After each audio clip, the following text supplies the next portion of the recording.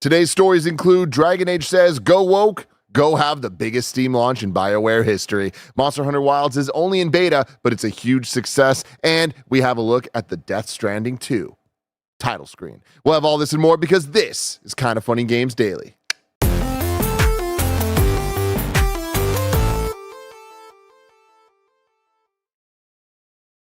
What's up and welcome to Kind of Funny Games Daily for Friday, November 1st, 2024. We are no longer shackled by the colors of Halloween gracing this set. Don't make me bring it back, Tim. We are back to the normal set, everybody, and it feels so good. Of course, I am Tim Geddes. Today, I am joined by Devontae Chisholm.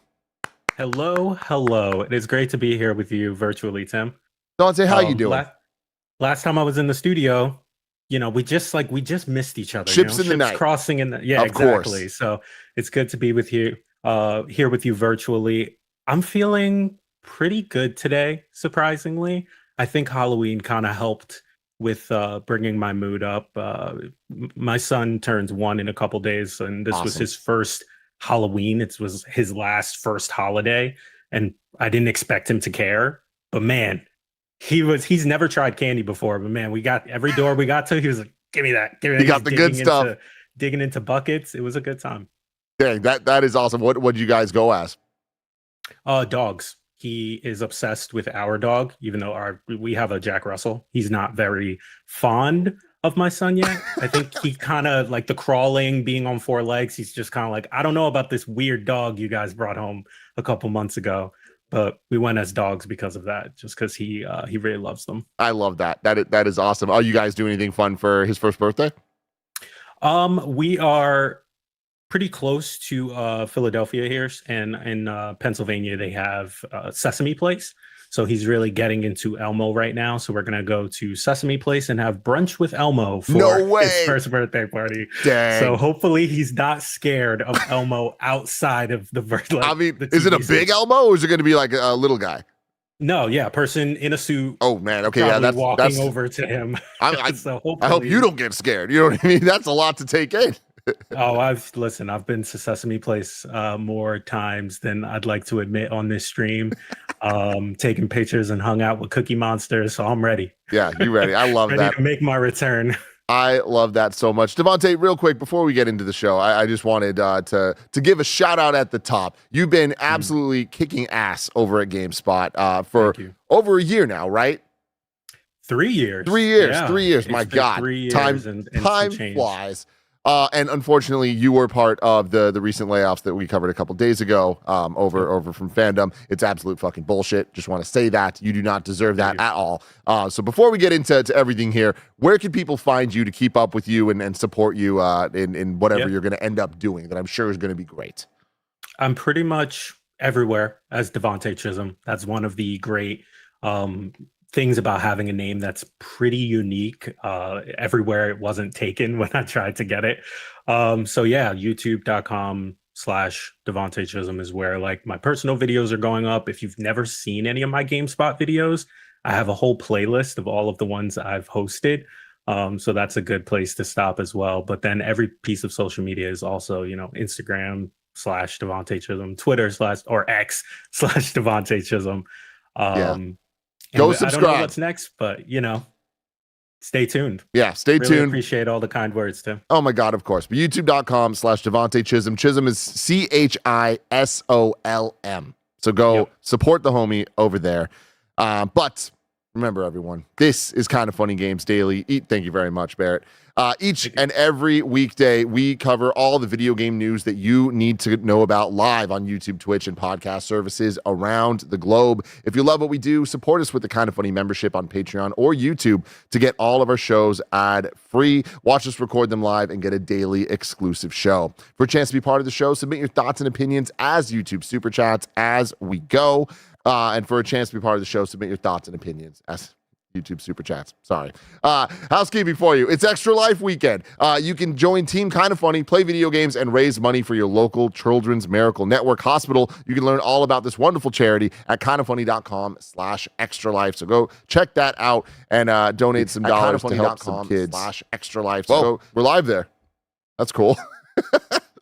We're an 11-person business all about live talk shows. After this episode of Games Daily, you're going to get a GAMESCAST, a very special GAMESCAST. It is a solo Greg Miller podcast where he's going to walk through his entire Dragon Age the Veilguard journal. As Greg played through Dragon Age, he journaled and doodled and just took notes about his feelings throughout the entire journey, which is really, really cool. And he's going to kind of do a solo breakdown of all of that. There's also going to be a PDF version of it that you can get for free over on Patreon to follow along as you're playing the games. And this is going to be a kind of fun companion piece that if you're done with the game, you can check out now. Otherwise, you can kind of just listen along and pause and continue it as you're playing through the game, which could be kind of fun.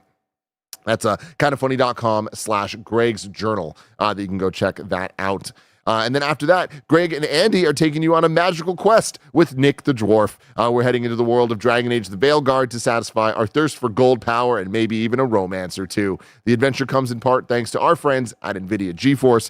The gameplay will be 100% RTX on, which means beautiful ray-traced graphics over double the frame rate performance of NVIDIA DLSS 3 while turning all settings up to Ultra and NVIDIA Reflex to reduce PC latency, allowing actions to be quicker and more responsive while gaming. This is the ultimate way to experience Dragon Age, and we hope to see you there as they continue their journey with Nick the Dwarf. And if you're a Kind of Funny member, you can get today's Gregway about single-player DLC. And later today, we're going back to where it all began. MCU In review, Agatha all along. If you want to hear me, Andy, Greg, and Nick's thoughts on the show, you got to check us out. It'll be live for Patreon members and Kind of Funny YouTube members, and then later for everybody on podcast services. Thank you to our Patreon producers, Delaney Twining and Carl Jacobs. Today, we're brought to you by New World Eternum and Phasmophobia, but we'll tell you about that later. For now, let's begin with what is and forever will be the Roper Report. Time for some news. We have 7 stories today. A baker's dozen. Story number 1. Dragon Age the Veilguard is BioWare's biggest launch ever on Steam. This comes from Kat Bailey at IGN. Dragon Age the Veilguard's launch has already made it EA's biggest ever single-player game on Steam, topping the charge and beating out the concurrent of 2023's Star Wars Jedi Survivor. At the time of publication, Dragon Age the Veilguard's peak was about 70,414 concurrents, putting it just outside the top 10 most played games on the platform with mostly positive reviews. It sits one spot ahead of Baldur's Gate 3, which continues to enjoy ongoing success thanks to the introduction of mods and other new features. EA's previous high watermark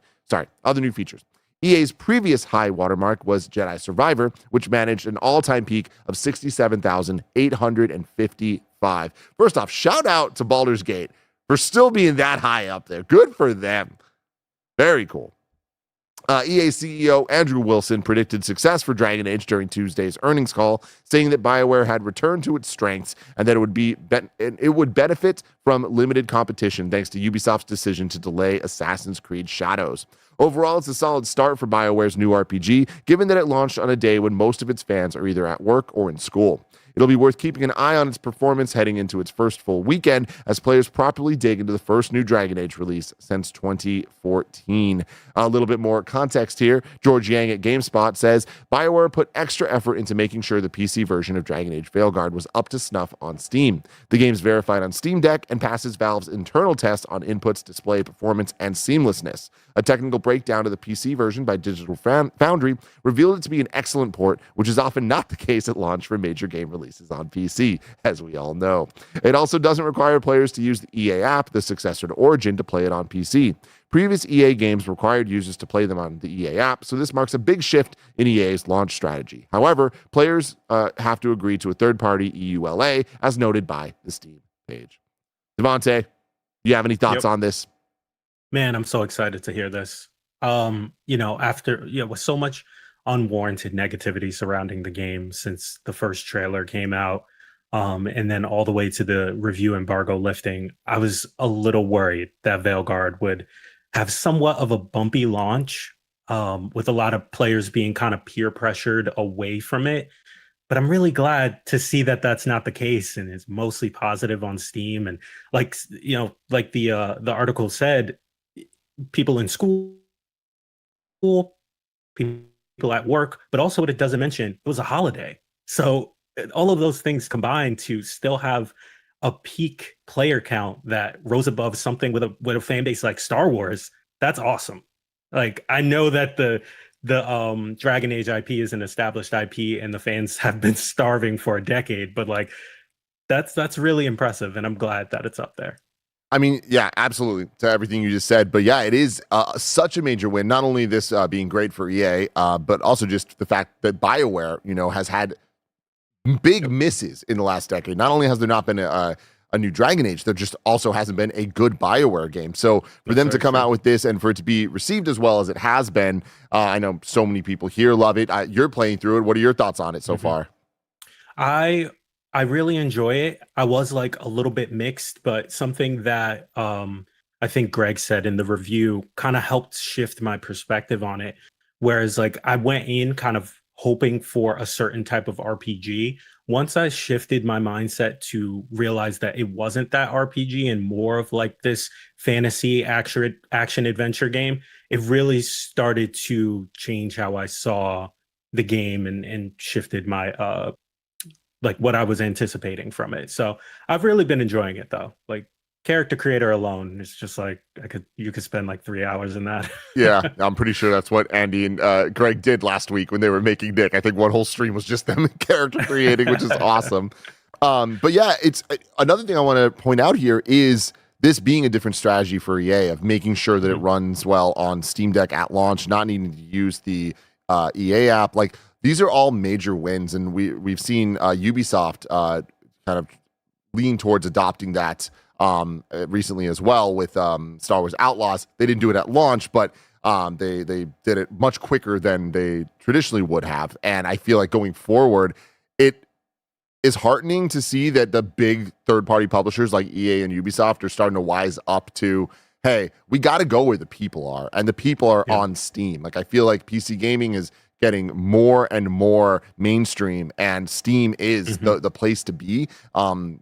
With not just because of the Steam Deck, and even with all the other portable devices now getting the Steam OS, I forget what it's called, but also just with Steam itself being obviously the de facto PC-based storefront. Like it's good to see them lean into that, because then you get results like this, right?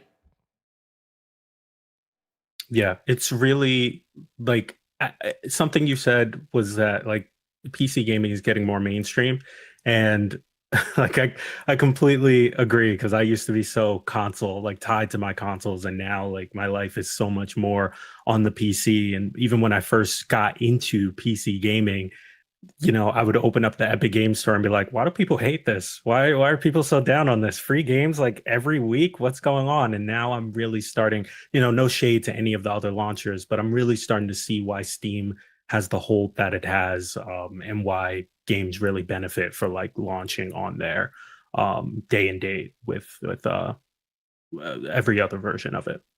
Yeah. Barrett or Devontae, do we know, is Assassin's Creed Shadows going to launch day and date on Steam when it comes out next year? I can look that up. So. I feel like that needs to happen. Yeah, right. Like I mean that'd be huge, and I'm very interested in what those numbers are going to look like. Like because not to beat a dead horse here, but it's like it's so sad what happened to Prince of Persia, and I really believe that Lost Crown would have had a much better chance at financial success had it launched on Steam, because that is where the audience for that type of game, I think, thrives the most. So yeah, it's going to be interesting with Assassin's Creed. You find anything, Barrett? Chat saying yes, and I'm seeing a quick search says yes, day one. Sweet, great. I mean that's huge, and I feel like Dragon Age is one of the biggest games of the rest of the year, right? Like we're running out. We have 2 months left in the year, and with Assassin's Creed slipping to next year, like now that we have Call of Duty out of the way and Dragon Age, like, am I missing something? Like, is there any major game in the next 2 months? Not that I can think of. I was thinking of this recently when I was being peer pressured a little bit into Metaphor. I was thinking like, oh, I don't have time, but actually, because I see you, Barrett. As the year is starting to wind down, it doesn't feel like there's going to be any like huge experiences, anything like that. Everything is in February now. So yeah, I think Dragon Age and Call of Duty are one of like the last big things to come out. Everything else kind of feels smaller in comparison. Chat's bringing up Stalker 2 and then Indiana Jones. I'll definitely Very give it to Indy there. So yeah. That's Don't pretty forget soon the as well. brothership, Tim. The brothership. Oh, and Mario and Luigi brothership. Yeah. We'll see about that one too. God, you gotta love Nintendo, man. Like they're always, they put out so many games this year, like so many games that like were well received. Like Nintendo's just always just in the background doing their thing, man. Listen, they want to make sure that the Switch goes out, with a nice catalog before they make you give you more of a reason to buy that Switch too. Yeah, man, I love it. I love how they've treated the Switch. But yeah. And then Arturotron writes in with the super chat saying, "Shout out to Blessing for winning the war on black hair. Hashtag character creator. Hashtag Dragon Age." Yes. I saw those hair physics all over Twitter. I wasn't shaking my character in that way when I was making them, but like seeing people really like show off the hair physics and stuff. It's right there. That's fantastic. I love it. Definitely a win. We need an updated hair video, Blessing. And I was looking at, I saw on Twitter someone saying there was like 30 black hairstyles in this game. Like that's I believe it. That's awesome. As I was man. going through, I definitely believe it. I didn't count, but there is a lot. Very, very cool. Moving on to story number 2, a little PlayStation tidbits for you. Co-CEOs Herman Holst and Hideki Nishino talked to Variety. GameSpot broke out 2 interesting bits. This is Herman talking about layoffs and closures. It's been tough times as of late at Sony Interactive Entertainment as the PlayStation company began the year by cutting 900 plus jobs and canceling games. In July, Sony axed a number of positions from its Destiny studio, Bungie, and announced a reorganization effort there. Then in August, Sony's Firewalk team launched a multiplayer first-person shooter called Concord, only to close it quickly and offer refunds before the studio itself shut down for good after reportedly spending $200 million plus on it. In an interview with Variety, SIE co-CEO Herman Holst reacted to these dramatic moves, saying they all took place as part of the company's effort to run a, quote, sustainable business. "I will say a few things on that. It's our duty to look at our resource planning and make sure that we run a sustainable business," he said. "That's part of being CEO. We never take that lightly because we know these people personally, and it's very close to our hearts and the teams and good working atmospheres. But yes, we've had some layoffs." Holtz went on to say that the PlayStation Studios division is actually much greater today in terms of employment numbers than it was 5 years ago. It's grown tremendously, and that's organic growth that our existing teams, I think, hired quite aggressively, as well as through mergers and acquisitions, he said. All right, let's stop there and talk about that for a bit. Mm-hmm. Got any thoughts on this? Yeah, I mean, we've seen it so much over and over again as like the year, and even I think last year and stuff, just like the constant layoffs. And man, like I was not ready for Concord to go as fast as it did, and was really hoping for that like that story of it, that comeback story, when even if it came out as like free to play, layoffs, closures, as a victim of it now, they're never a great thing for whatever reason the business feels like it has to happen. And my heart just goes out to everybody that was affected by it, especially after pouring years into a game like Concord, just to have it all shut down like that afterwards. Yeah. I mean, there's so many bits here to break down and talk about, but then even just talking about the organic growth and all of that, and thinking about the timeline that they're talking about here, of like even saying 5 years ago, it's like there's so many things that have happened in the last 5 years, like obviously the pandemic, but in addition to that, just the landscape of gaming changing so much, and the bets that they took. We talk about it so much of how long the development games takes. So when you're chasing a trend, by the time those things are releasing, and you're releasing alongside 4, 5, 10 other games that are all chasing that same trend, and the trend's kind of past, what do you do? And I feel like, I mean, the Firewalk situation in particular, I think is something that we're going to be talking about forever.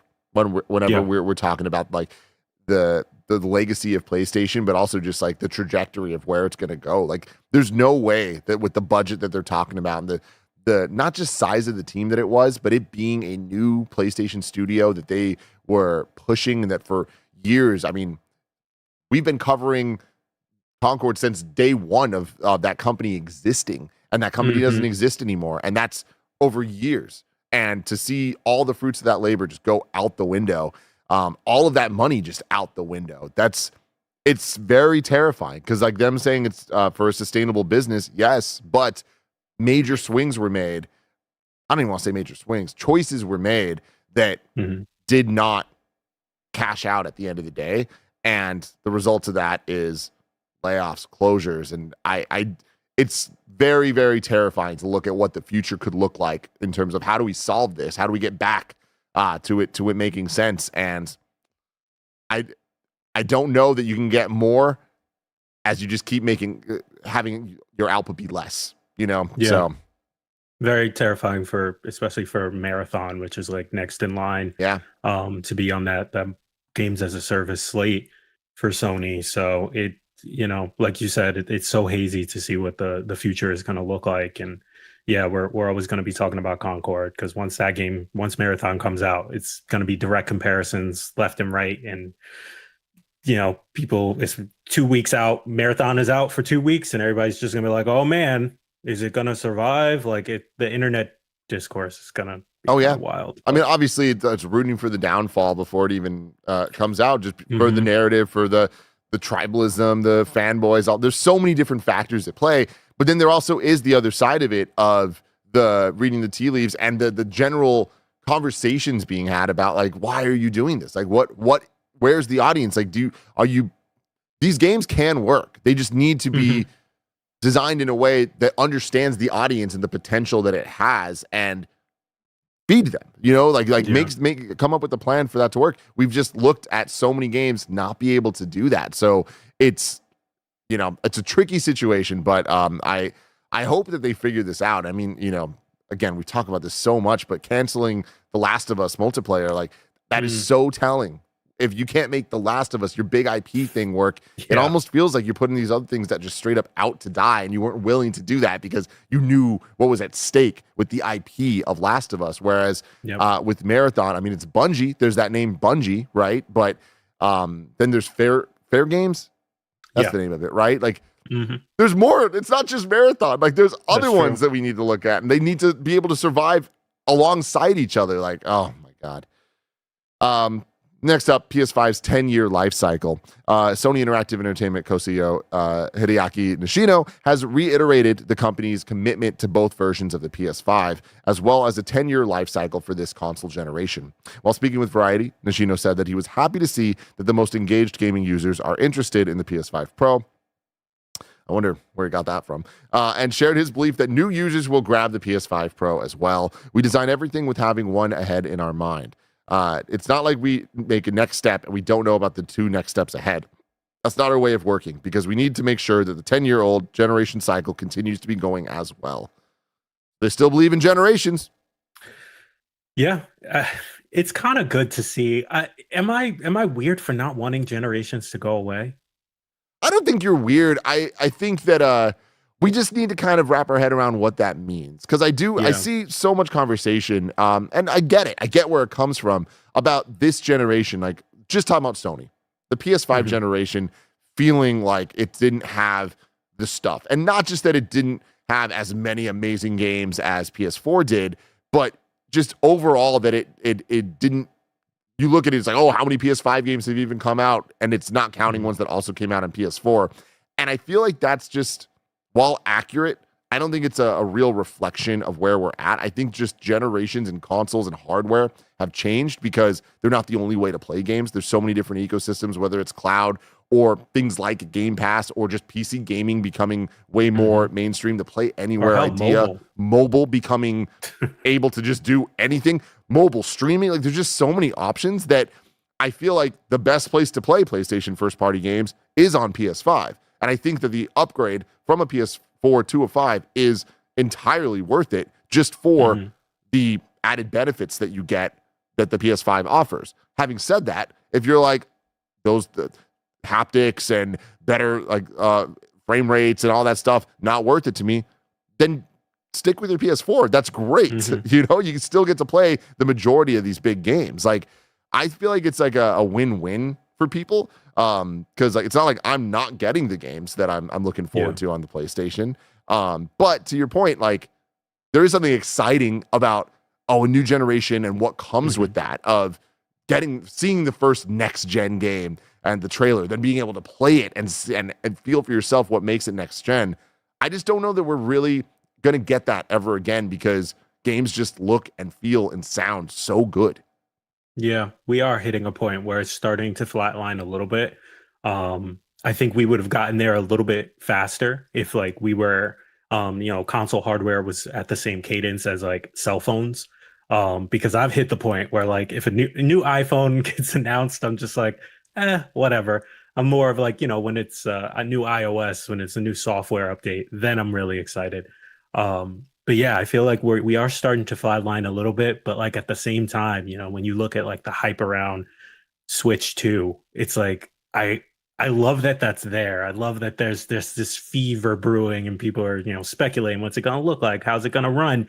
And that just wouldn't be there if it was just every year we got like new Nintendo Switch 2018 edition and 19 edition and all the way up until now. We'd be like, all right, another one's coming out. Who cares? Yeah. Or maybe not everyone. I feel like, you're Mr. Nintendo, you're Mr. Hardware. That's not. I'm like, damn, that if they did that, my wallet would be screwed. But no, I don't want that. But I think you bringing up phones is very apt because like I am the tech guy, so I do love upgrading my phone and all of that. I know I don't need to, and I feel like legitimately, like we're on the iPhone 16 now. Like I feel like once we hit 13, some could argue even before then, but like once we hit 13, it's like, oh, we're good. Like at this point, it's iterative, but the core of the hardware, the level of hardware to be able to do whatever we need the software to do, we hit that. And I feel like we kind of hit that with the PS4 generation, at least in terms of like what games are. Like if games just get bigger and more graphically intense, then they're going to need so much more, and it's just going to be incremental increases and all that. And there's so much technology, I think, on the other end when we talk about things like DLSS and all the stuff that NVIDIA is doing. I think that is kind of the let's use less to make more. That type of thing, I feel like, is more of the future. But all that's doing is making games look the way that we think that they should, running on the hardware. It's not like making them as this, like, oh, I can't even imagine what it would look like. So you bringing up the Switch, I feel like the Switch is clearly in need of a boost. Nintendo's not at a point yet that they've hit that level of, oh, we are good enough. I feel like it was for a while, but we are clearly at a point we need that upgrade. Whereas, like, I don't think we need the upgrade on the PlayStation or Xbox side. I just want the upgrade. Very true. We're going to keep going with a whole bunch more stories, but we're going to do that right after a word from our sponsor. Episode's brought to you by Phasmophobia. The genre-defining horror game is finally out now on consoles. Yes, that's right. The phenomenon that is Phasmophobia has finally entered console early access on PS5, PSVR 2, and Xbox Series X and S, with full cross-play support across all platforms from day one. Join the already almost 20 million players on Steam, including our very own Snowbike Mike, and get ready for some spine-chilling ghost hunting with up to 3 friends. Experience the horror as you investigate immersive haunted locations and gather evidence to help you succeed. With several different ghost types and unique traits, no ghost hunt is ever the same. Making sure you work as a team and utilize your equipment is the key to making it out alive. It's time, Ghost Hunters. Phasmophobia is out now on PS5, PSVR 2, and Xbox Series X and S. Gather your friends and prepare for the terrifying ghost hunts that await. This episode is brought to you by New World Eternum. New World Eternum is a thrilling action RPG experience for console and PC players with a vibrant world, vast and beautiful setting, dynamic real-time action combat, and the freedom for players to choose how to forge their destiny. Combat is skill-based and dynamic, incorporating swords, guns, and sorcery so that you can build one character to rule them all as you explore Eternum and unravel the mysteries of the supernatural island that you can't leave. You love playing RPGs alone? You can in New World Eternum, or play cooperatively with your friends as you complete quests, get better gear, and level up. Greg played this at Summer Game Fest on PlayStation 5 and was caught off guard by how much he enjoyed it and how many hours he said he could see himself sinking into the final product. There's boss fights, cool enemies, crossplay, resource gathering, and crafting. So yeah, this sounds like a Greg game. New World Eternum is available now on PlayStation 5, Xbox Series X and S, and PC. We're talking more big numbers with story number 3. Monster Hunter Wilds beta begins with almost 500,000 concurrent players on Steam. This comes from Evan Campbell at GameSpot. Talk about a strong start for Monster Hunter Wilds beta. Just hours after releasing, the early test for the action-adventure game hit over 460,000 concurrent players on Steam. Keep in mind those figures don't even account for the people on PS5 and Xbox Series X and S. On SteamDB, the Monster Hunter Wild beta reached a peak of 798 players, roughly hours after it began last night at 8 p.m. Pacific. The open beta will run until 6:59 p.m. this Sunday, November 3rd. It's possible the concurrent player count hits an even higher number as the weekend kicks off. At the time of publication, around 430,000 people on Steam were checking it out. Overall, it's been a year of big numbers on Steam with user numbers being broken. That must mean records. Monster Hunter Wilds will launch on February 28th, 2025. Wow. That is an insane number. Yeah, that's very, very good. Very exciting. Of course, the beta is free. But not that the Monster Hunter IP or Capcom need this indication of how popular it's going to be. Just they could look at World and know how popular it's going to be. But this is a really good indication of how strong that fan base is going to be. World brought in so many new people, and so many people that missed that boat, me included, are looking at this like, is this my chance? I can not be in that FOMO zone anymore. So it's really cool to see. And I tried it a little bit on PlayStation when that part of it dropped, but I just downloaded it onto PC. So I'm going to jump in again because I was a little confused when I played the Pilaystation one. So I'm going to try it again. Yeah, I mean, dude, almost 500,000, right? Concurrent players. And even if it is free, I feel like just because it's free, especially in this day and age, doesn't mean that the people are going to show up. There's so many free things out there. So for people to show up in droves like this, obviously such a great sign for this franchise. But dude, shout out to Capcom continuing to deliver the goods. They've just had such an amazing decade at this point of back-to-back hits, and Monster Hunter forever being such a win in Japan. But now with Monster Hunter Worlds, making it a worldwide phenomenon. And I feel like it's such a powerful franchise that we expect big numbers from. But this, I think, is just such a good sign of what's to come. I imagine that when Monster Hunter Wilds comes out next year, it's going to break records, and it will become Capcom's biggest selling game ever. That's huge. Good for them, especially because I believe that they're going to bring the quality with it. All the previews that I think Greg and Andy have played, they were loving it. This is exciting. Even just on the PlayStation side, those people who played that, I saw just whispers all over the internet about how awesome it is. So yeah, if the beta can be this big and this exciting to people, and people can see it as polished, it's just just wait until February rolls around. It's just do the games releasing in February try to escape Monster Hunter Wilds? Yeah, I mean, it's the end of February, and February, all things considered, very early in the year. We've seen when there is that one big game in that January, February, it can kind of dominate the conversation. I just feel like we're so backed up going into this next year. And we've been here before. There's been other years where there's been a lot of big February releases, but Barrett has this pulled up here. We got Avowed in February. We also have the Pirate Yakuza, Assassin's Creed Shadows. That Civ is 7, dude. Yeah, Civ 7. Kingdom Come Deliverance too. Yep. As well. Yu-Gi-Oh! Early Days collection. That's gonna be crazy. But yeah, it's it's great because having all those different games, I think most of them speak to slightly different audiences. There is some overlap though, and I do feel like that's where things are going to get the most interesting. Is do you see anyone moving, or do we feel pretty committed to those dates? Because I don't think anyone moves.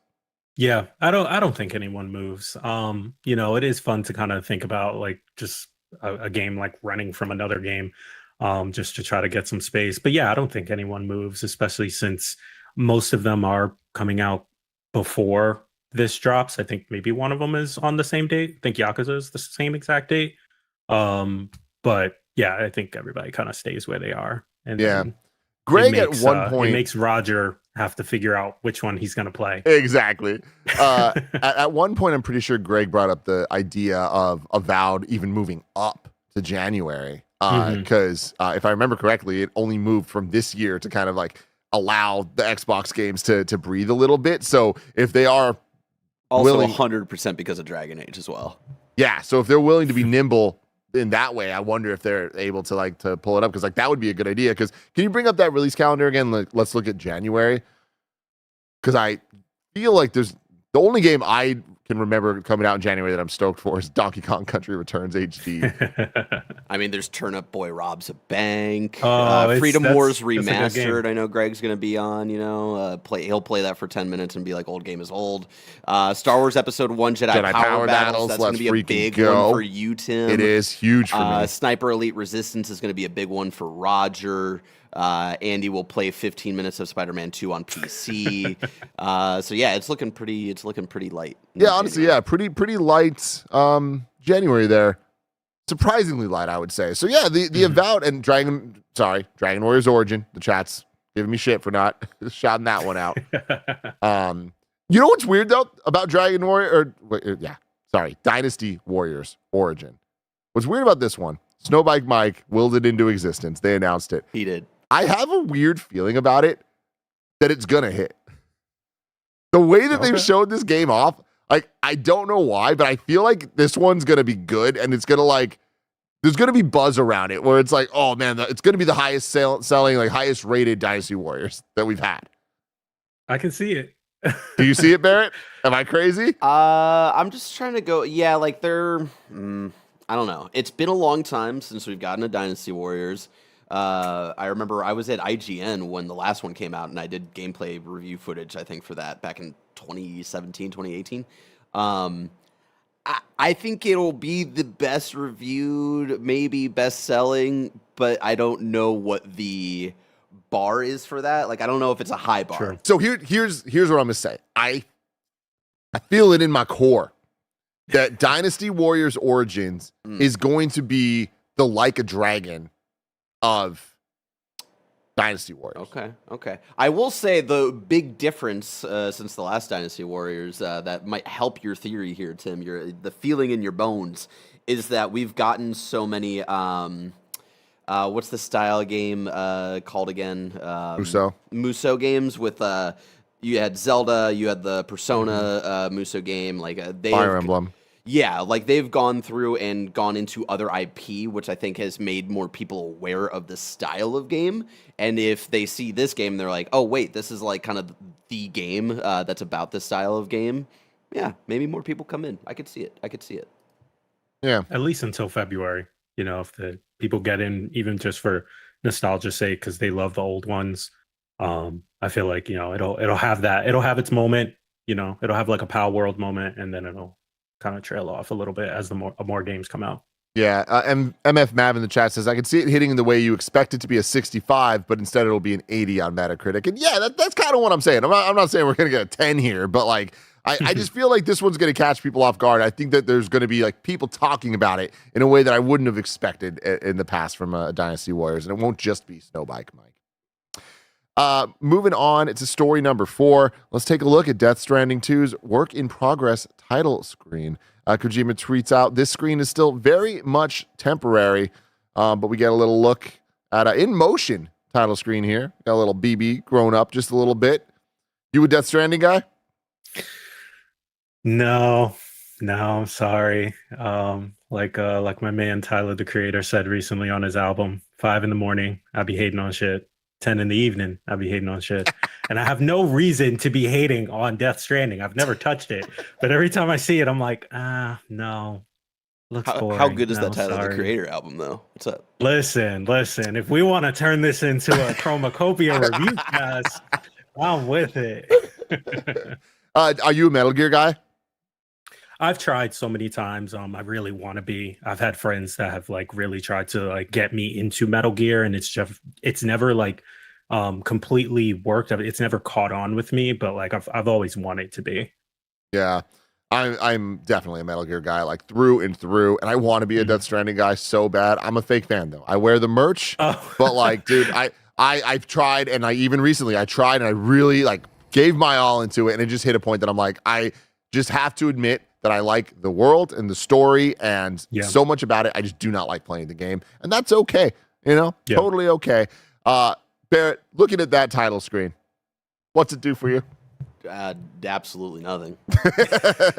Like we're the three worst people I think to be talking about Death Stranding. Death Stranding 1 came out before I was even like at that point, Sam. The only Metal Gear I had played was Survive, right? Mm-hmm. So I was not a Kojima head. I was not into Metal Gear, any of that. So now since then, I have played through all the Metal Gear games, but the more I see of Death Stranding, like gameplay, what that loop is like, the more I hear like someone like Blessing talk about it and what he loves about it, the more I hear from you, I just know it's not going to be for me.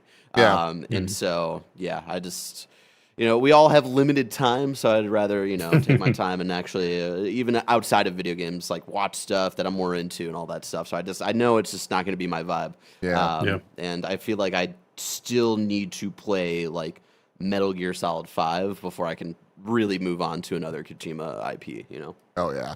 Marquez in the chat was saying... Oh, go for it. Go for it. Read the... Marquez in the chat was just saying, Tim, just watch the cutscenes. Yeah, honestly, I think I might end up doing that. But with that, I'm very excited for the movie. Kojima, A24, Death Stranding movie. I'm like, that to me, that's what I want. I don't need to actually play it. Sounds good. What were you about to say? What I was going to say is to put a different spin on it, like putting myself into a Death Stranding fan shoes. Like if this was like the title screen for like a new Witcher game or something, I can see this being really exciting just because it's that like proof that it's real. Know it's in development, it's being made. We've seen things, but just to get that extra little drip of just like, hey, this is what you're going to see when you load it up. It's just like, I can see that being, filling you up with butterflies and being like, it's getting closer. Yeah. I'm going to be able to play it soon. Hell yeah, man. Yeah, no, I feel like Death Stranding 2 is going to hit sooner than later. So, cool. Story number 5, Meta's AR/VR Reality Labs division records further losses of $4.4 billion. This comes from Vicky Blake at gamesindustry.biz. Meta published its third quarter earnings today and has recorded a loss of $4.4 billion. This is the third reported loss of the year in this segment, with Reality Labs reporting a loss of $3.8 billion during its first quarter and $4.5 billion in the second. Wow. That is many billions in just a few quarters, back to back. For its Reality Labs business, Meta said Q3 revenue was up 29% to $270 million, which was driven by hardware sales. Reality Labs expenses were also up 19% year on year to $4.7 billion, which Meta said was driven primarily by higher headcount-related expenses and infrastructure costs. Meta noted that it expected Reality Labs 2024 operating losses to increase meaningfully year over year due to ongoing product development efforts and investments to further scale its technologies. Meta said it's reached several milestones around Reality Labs and the integration of AI and wearables this quarter, such as the Ray-Ban Meta glasses, but said little about its mixed reality headset. Quest 3S Beyond CEO Mark Zuckerberg, noting that the new hardware brings the best capabilities of Quest 3. When questioned about the ongoing losses for Reality Labs business, the CFO said, "I'd say Reality Labs is clearly one of our strategic long-term priorities, and we expect it to be an area of significant investment as we build out towards the very ambitious product roadmap that we have there." Those are insane numbers to be talking about, just throwing into the fire. Yeah.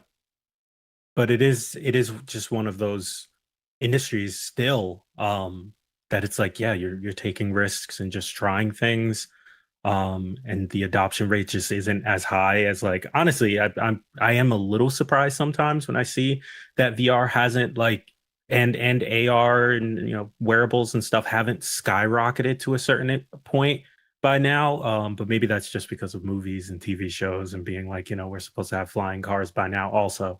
So yeah, I think it is going to just be a long-term investment until something finally happens, and it might just be that like headsets are super light, or you get the full experience on your glasses. That's the thing is I feel like this money is going somewhere, even though the losses, it does not sound good. And to be in an industry like we are, covering video games mainly and tech a little bit, it's not great when we kind of see how a lot of the different gaming side of VR isn't going that well. Like it's we look at the PSVR 2 and one of the lead console manufacturers is putting out a product that it's not a success by any of their metrics. And then you look at things like Meta and like all these games, even with amazing games coming out, like Barrett was very surprised by the recent Arkham VR game. Like those wins are few and far between, but they are happening. But it's just not, like you're saying, skyrocketing, popping off the way that I feel like I would have expected to some extent 10 years ago when we were first starting to hear about, VR is here and it's happening. But I do think with them talking about like the Ray-Ban Metas, which I have, and I love them. They're so cool, nice. But I mainly just use them as sunglasses that have a camera on it. I don't really use any of the AI stuff or any of that. But what I love about them is they just look like Ray-Bans, like entirely. They're just Ray-Bans. And I feel like that is such a major win that people are going to be excited about when the glasses you're wearing also have this other functionality. And I think that we're getting closer and closer to that, but we're not there yet. And I feel like once we get there, we can then start building and adding cooler and cooler things and bigger experiences and more useful technology. Because I still think that we are in the gimmick stage. And when it comes to tech, you need a reason for investment. You need a function of the why you're using this thing. And to me, I got those glasses because I wanted to have hands-free camera. I got that. We need more reasons for people to jump in, and it can't just be like VR's cool, and it can't just be like metaverse. It's like, but what does that mean? Lost you there for a second. You froze a little bit. We're back. Gotcha. We're back. I can hear you now.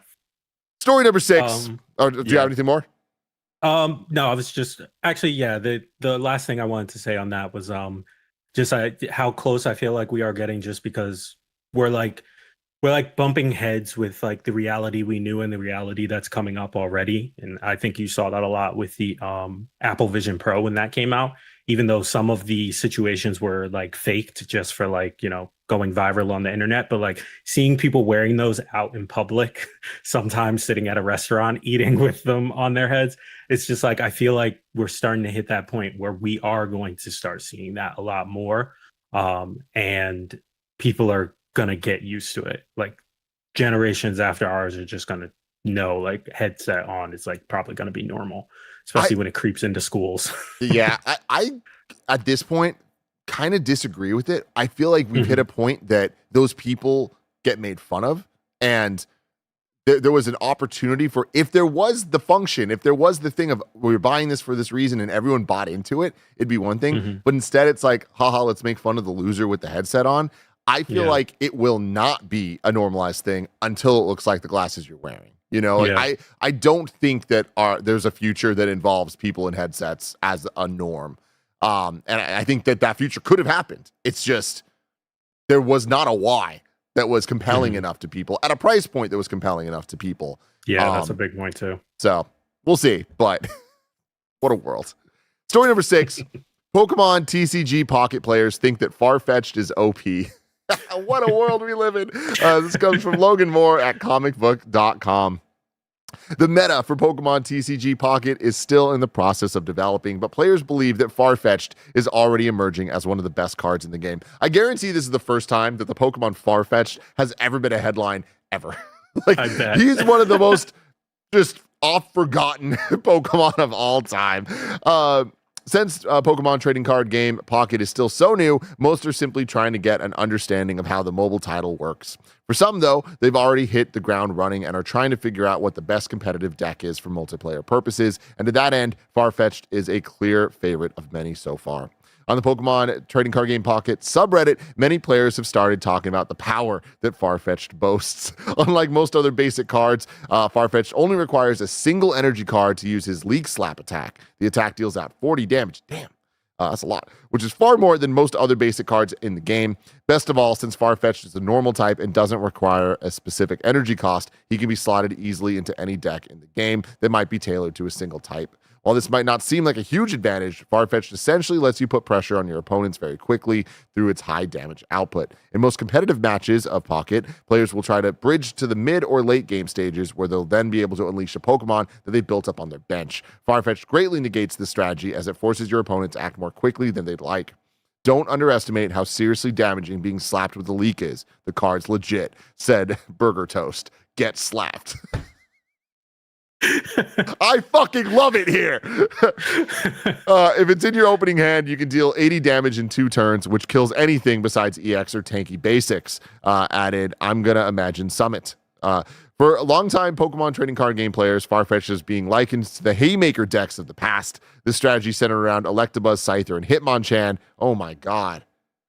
That brings me so back. That was one of the actual the preset like theme decks. The theme decks that you could buy. Whoa. That was like the most like I had just had that moment from Ratatouille where he tastes it and it like zooms him back to his childhood. Oh my god. Yeah. Obviously, Farfetch'd isn't the best card in all of Pokemon trading card game Pocket, as there are some truly powerful EX basics like Pikachu that can be obtained. Still, the pull rate on these cards from packs is very low, whereas Farfetch'd is much more common. So if you're looking to build a great starter deck, use some Farfetch'd until they nerf him. I gotta check. Do I got any Farfetch'd? What's going on here? I definitely do. I remember I did. I don't know if it was in a pack. I might have got one in a pack as well.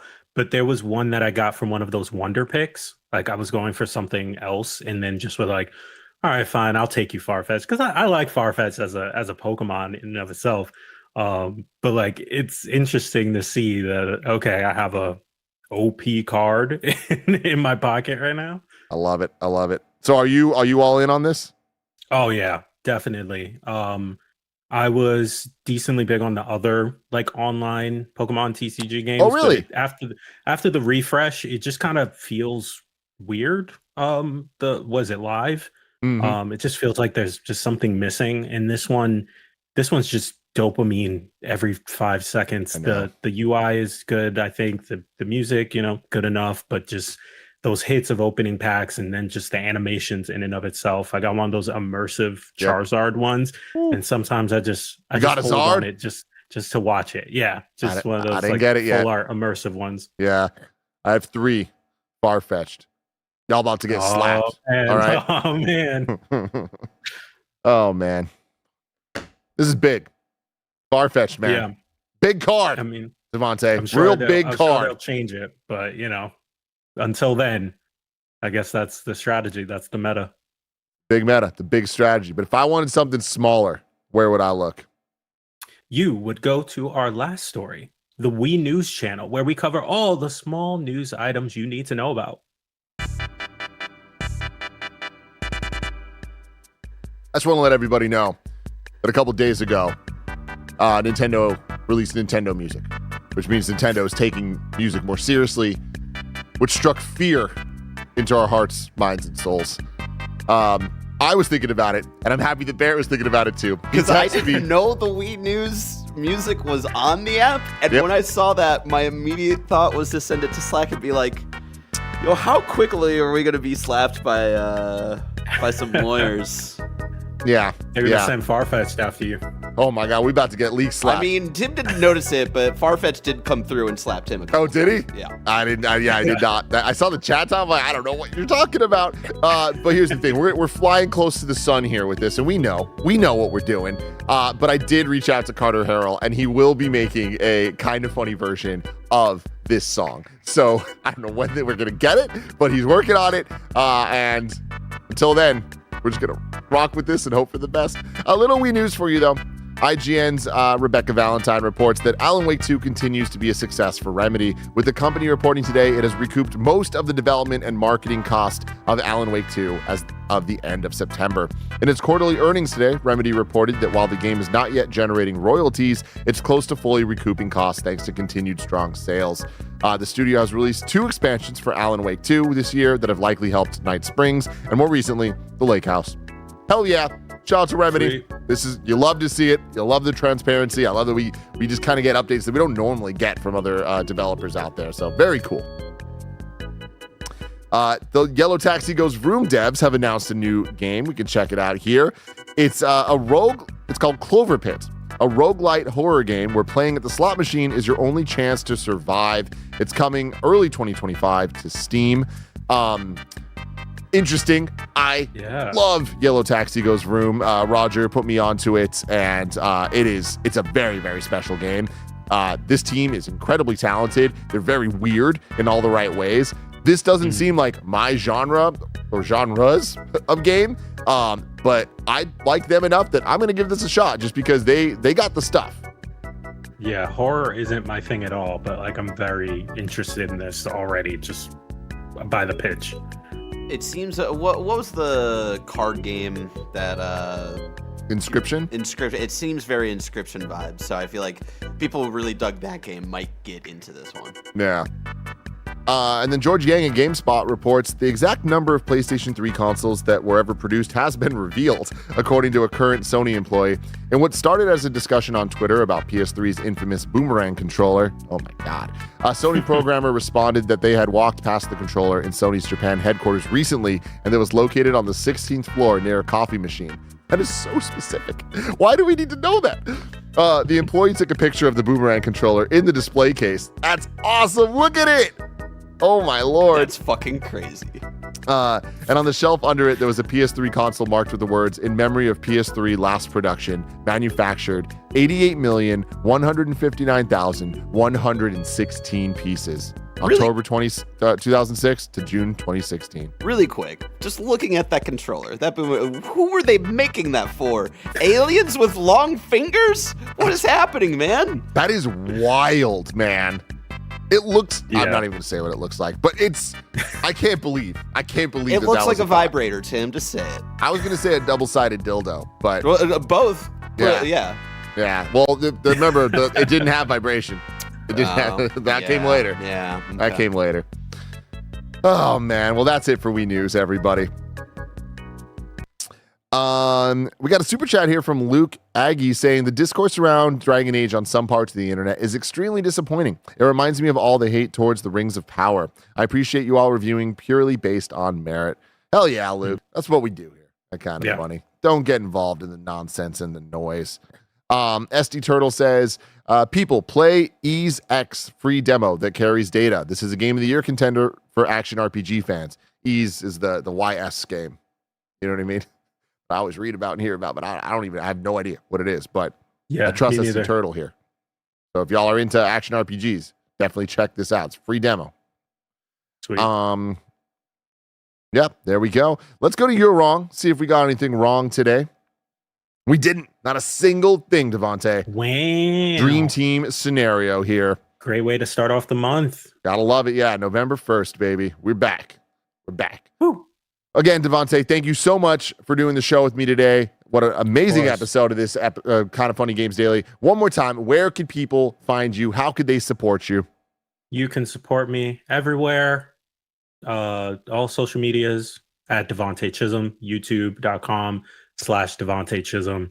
Give a random video a like, leave a comment saying you like my beard. It's No Shave November, so it might get longer. It's a good beard, man. That thing is powerful. I have, I trim it down and stuff sometimes, but lately I've been growing it out more. And now that it's November, I can't touch it. I can't. Those are the rules.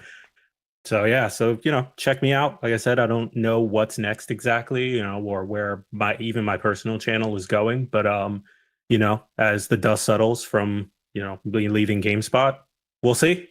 Sky's the limit. Sky's the limit. That's the attitude. That's what I want to see. I have no fear that you're going to end up anywhere but the best. So good luck, man. Thank you for joining us again. Please let us know in the comments below how awesome his beard is. I need to see it. And then go follow him, okay?